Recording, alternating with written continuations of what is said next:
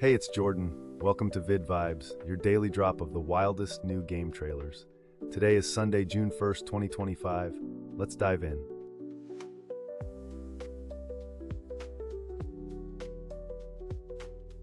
The Afterlight Fades trailer drops viewers into a world that's part ancient ruin, part enchanted garden, but with a heavier puzzle strategy focus than you see in most top-down indies. You get these grid-based tile puzzles, magic portals, and yes, mysterious robed characters that drip style. Reaction has been cautious but curious. People dig the hand-painted vibe and the portal mechanics, but there's some skepticism since we've seen plenty of pretty indies flame out when the mechanics don't match the art. Release confirmed for July 15th.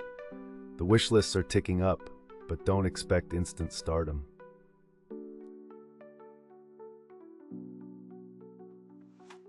Bloodshed's official launch trailer throws you into demon-scorched dungeons, dual-wielding shotguns while the world melts around you. The HUD's stacked, non-stop XP, kill count spiraling, and a timer that's probably mocking your survival skills. People are picking up on the roguelite hooks. It's basically Gothic Vampire Survivors meets Doom, but way nastier. Those boss fights look brutal, especially that magma titan lumbering out of the lava. The wave-based progression and level-up screens hint at deep replay value. Launch stats, though, still under wraps, kinda nerve-wracking. Eternal Evil's official console trailer absolutely leans into that old-school survival horror grime.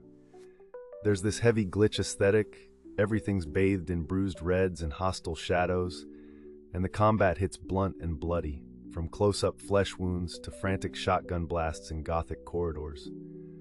People have compared the vibe to vintage Resident Evil, mixed with a bit of Eternal Darkness, but with a meaner streak. The trailer sparked a flurry of wishlist spikes after dropping, and early impressions. People seem drawn to just how unpolished and raw it feels, refreshing in an age where horror gets way too slick.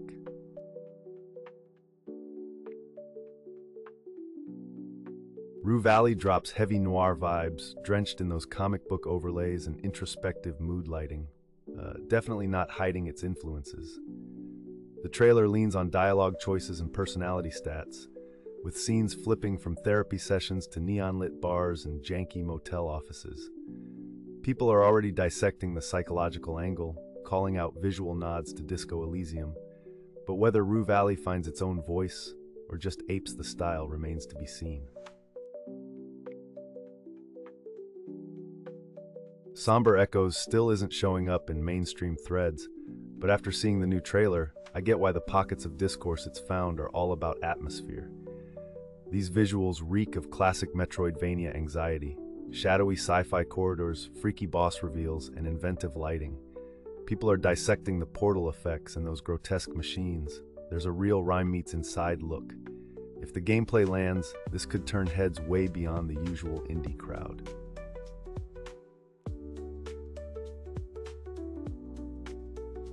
Stellar Blade's official PC demo trailer goes heavy on spectacle. Rain-lashed brawls in a gutted city, mid-air wrestling with grotesque nightmares. Then, boom, we're blasted into space with explosions ripping through a fleet like it owes somebody rent. Still, flashy isn't new here. People remember how the PS5 launch moved over 2 million copies fast, but patch frequency was a grind, and reviews split between slick and shallow. The complete edition drops June 11th.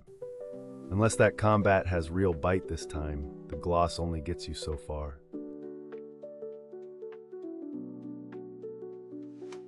Sword of Justice swings in looking like it's gunning hard for that gap between Ghost of Tsushima's atmospheric elegance and a kind of wild Chinese fantasy operatics. Think fireworks over cherry blossom valleys, mystic duels on neon-lit water, and palace rituals that actually feel alive. No sign of budget jank in the trailer, but that ultra-polished look sometimes sets off my too-good-to-be-true radar.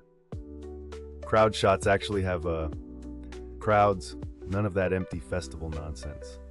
If they can keep up this visual density without tanking performance at launch, color me impressed.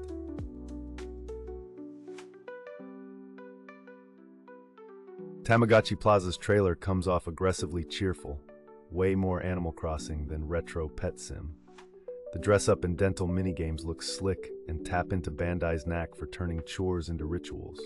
The character arts crank the saturation cute, but the customization menus actually seem snappy, not tedious. People seem split. Some call it shallow, but a chunk keep pointing out the hands-on shop system and refer to earlier Tamagotchi games that sold over 91 million units worldwide. Pretty wild seeing Bandai swing this hard at the Switch crowd. Union of Gnomes version 1.0 finally has its launch trailer, and the art direction is straight up chaos. Gnomes in red hats, ragtag animal sidekicks, all charging towards something like a revolution, and it's got that pulpy, rebellious cartoon energy. The prologue is still free on Steam, hinting the devs want people to actually try the damn game before opening their wallet. The UI splash shows card-driven combat, branching maps, and buffs flying everywhere, clearly trying to blend tactics with slapstick. Nobody's sure yet if this genre stew has staying power, but you can bet anyone into quirky strategy is giving this a serious side-eye. Watching the Defying Fate alpha test trailer, every monster looks like it was forged in some feverish fur and bone nightmare, and honestly, people are comparing the Unreal Engine 5 upgrade to a full-on facelift. Post counts for Fiona alone hit 2,000 upvotes last week. The combat? Brutal. Chains, blood, and some nasty cinematic impalements. Launch is set for June 8th, and people are already nitpicking hitboxes just from trailer frames. That's dedication or masochism, maybe both. You made it to the end. Gold star. More trailers tomorrow. I'll be here.